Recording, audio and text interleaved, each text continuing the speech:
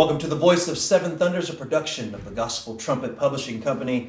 Brethren, we're here at our Revelation study, Thank the Lord. and we're doing an overview, and our goal is to get through the entire book.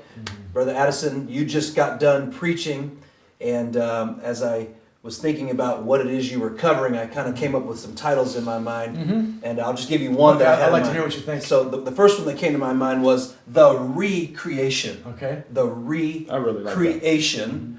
That's good. My second one was The Dispensation of Regeneration. So, brother, That's probably why don't more you appropriate give me for your me. title and give us an overview. What did you cover? This is just a short Sure. review of what you did today already.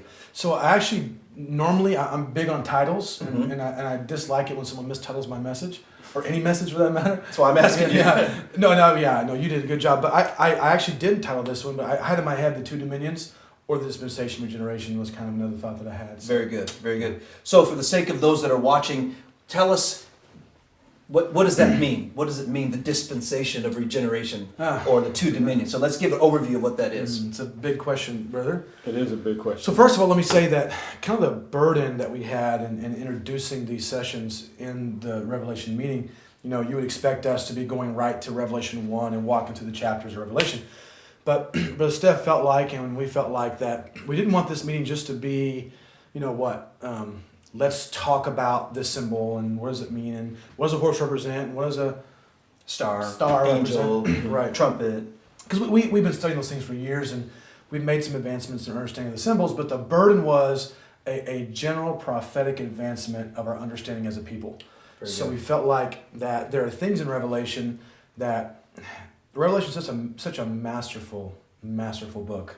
And one of the things that I said in the beginning of it that I actually kind of took from another speaker I heard one time, but that the Revelation is like a tapestry, and it takes the scarlet thread of redemption and the white thread of holiness, etc., and you weave it together and it paints a beautiful masterpiece. It's good. So the book of Revelation isn't just a book in itself. It doesn't stand alone. You can't grasp it. You have to let the symbols interpret the symbols. You have to let the prophecies interpret the prophecies. So in order to really get Revelation, we got to go back to Daniel and deal with some of the things that Jesus said.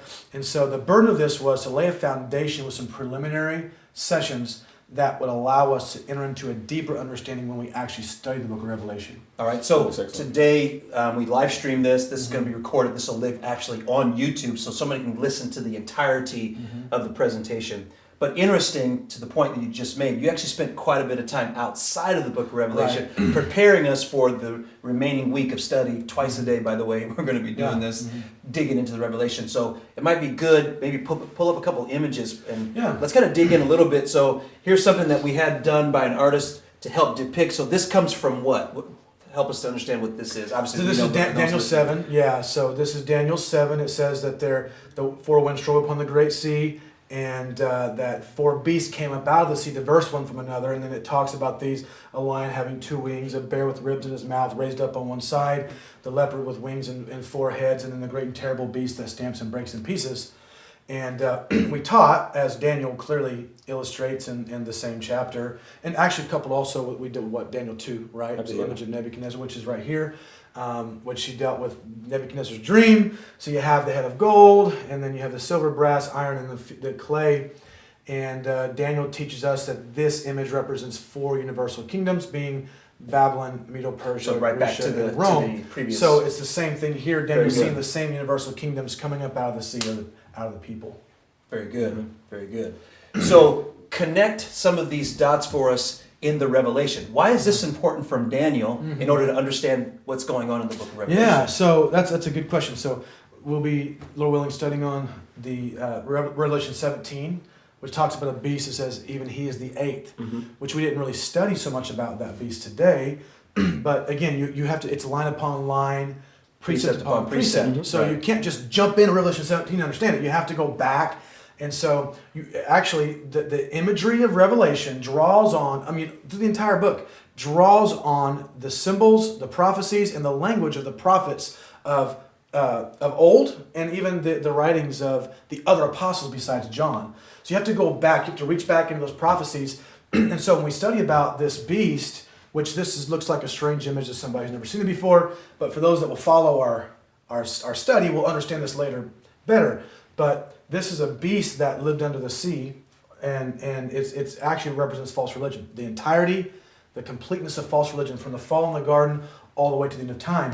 And so, in order to understand this beast that was and is not and yet is, as Revelation 17 says, you have to go back. It says, because even he is the eighth and he's of the seven. He has 7 heads and 10 horns, which I'm not even talking about the study today, but it's why why we study it today. You actually are. There's a preparation being made to even understand the book of Revelation, which is exactly what you did. So you have the beast that's called the eighth. He's of the 7, has 7 heads and 10 horns, and then it says, and there are 7 kings, and you read out those 7 kings are 7 beasts. So you go back to Daniel, and you have these 4 beasts that come up out of the sea. So it's 1, 2, 3, 4, and then later we find 5, 6, 7, and then they compose the 8th beast. So we're laying a foundation for that study, which is probably one of the more important studies of this whole session. So Very good. Series. Very good. So if we go back to the last image that you just showed with the 8th beast, if you'll go all the way back, and I want to talk about here. So this should be somewhat familiar for Bible students. Mm-hmm. So we have a tree, we have 2 people, a man and a woman, right? We're depicting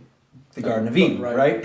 So we talked about one of the potential titles being the recreation. So talk a little bit, give us just overview, teaser, because we really want you to go back and listen, because context is really important. So the concept or the teaching is that man fell. God made a creation. He made it was good. It said it was very good. And so we have man fell, and then the earth was cursed.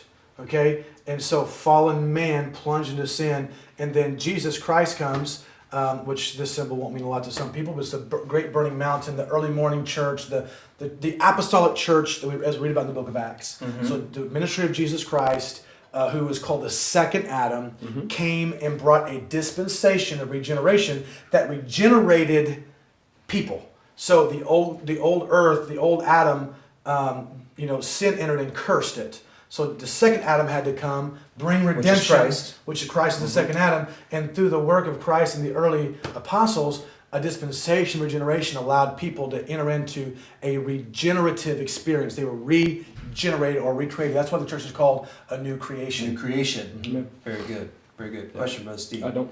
Good. Excellent. Okay, well, brother, thank you for your time. Thank you for giving us a little bit of overview. So this has been another production of the Gospel Trumpet Publishing Company. Take just a moment to hit the subscribe button at the bottom of our screen. Like us on Facebook. You can follow us on Twitter and on Instagram. For more content from the Church of God, you can find that at www.churchofgod.com. Thank you for listening.